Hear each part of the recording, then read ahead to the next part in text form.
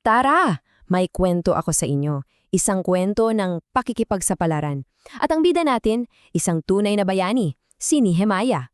Humarap siya sa isang dambuhalang hamon na talagang susubok sa tapang niya. Ready na ba kayo?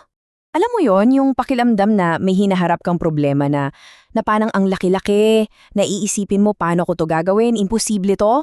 Well, ganyan na ganyan yung naramdaman ng bida natin sa simula ng kwento niya. Okay, so simulan natin. Sino ba itong si Nehemiah? Well, hindi siya basta-basta ha. Isa siyang high-ranking official. Kumbaga, may mataas siyang posisyon sa gobyerno. Naglilingkod sa isang napakapangmagang hari sa isang malayong lupain. So, medyo big time ang bida natin. Pero alam nyo, kahit na ang ganda ng posisyon niya, may mabigat siyang dinadala sa puso niya. Sobrang lungkot ni Nehemiah. Kasi nabalitaan niya na yung pader ng hometown niya, yung Jerusalem, wasak na wasak, sira, gumuho na. Imagine mo yun, yung lugar na mahal mo, ganun ang sinapit. So, anong ginawa niya? Pwede naman niyang baliwalain, di ba? Pero hindi. Una sa lahat, nanalangin siya. Buong puso. Tapos, huminga siya ng malalim, nag-ipon ng lakas ng loob, at kinausap niya yung hari. Hiningi niya yung tulong ng hari para itayo ulit yung mga pader. And guess what? Pumayag yung hari. Ngayon, pagdating ni Nehemiah sa Jerusalem, ang iisipin mo, ipapatawag na niya lahat, meeting na. Pero hindi niya agad sinabi yung plano niya. Kasi may secret mission muna siyang kailangang gawin. Parang spy lang, di ba? Ang galing ng diskarte niya. Hinintay niyang gabi. Yung tipong sobrang dilim na at tulog na ang lahat. Tapos, sumakay siya kasama ang ilang piling kaibigan na pinakakatiwalaan niya.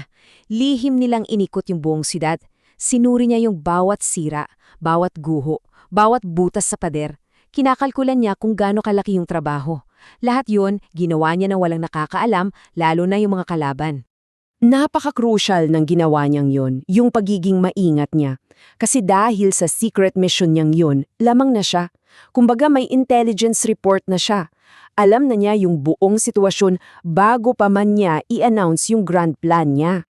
Okay, so tapos na yung secret mission, may data na si Nehemiah. Ngayon, oras na para sa aksyon.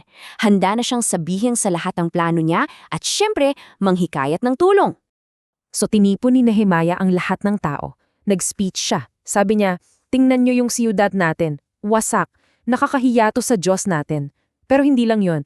Sabi niya, nagdasal ako at sinusuportahan tayo ng hari ng Persia. Ang lakas ng dating, di ba?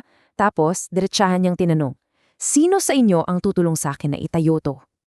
At alam niyo kung anong nangyari? Wow, grabe! Yung energy ni Nehemiah nakakahawa. Biglang yung mga tao na inspired, na puno sila ng pag-asa. Isa yung boses nila, sabay-sabay sumigaw, tara, tayo na't magtayo! Ganon kabilis, nagkaisa sila para sa isang malaking misyon. Siyempre, sa lahat ng adventure story, hindi pwedeng mawala yung mga kontrabida, di ba? The bullies. At siyempre, simula pa lang, may mga umepal na agad. Ayaw nilang magtagumpay yung magandang ginagawa nila. Okay, so sino to mga bully na to?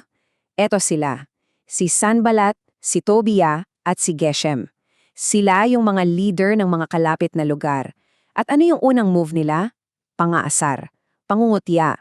Pinagtawanan nila yung mga nagtatayo. Sabi nila, naku, yung mga yan, walang pag-asa yan. Pakinggan nyo to ha.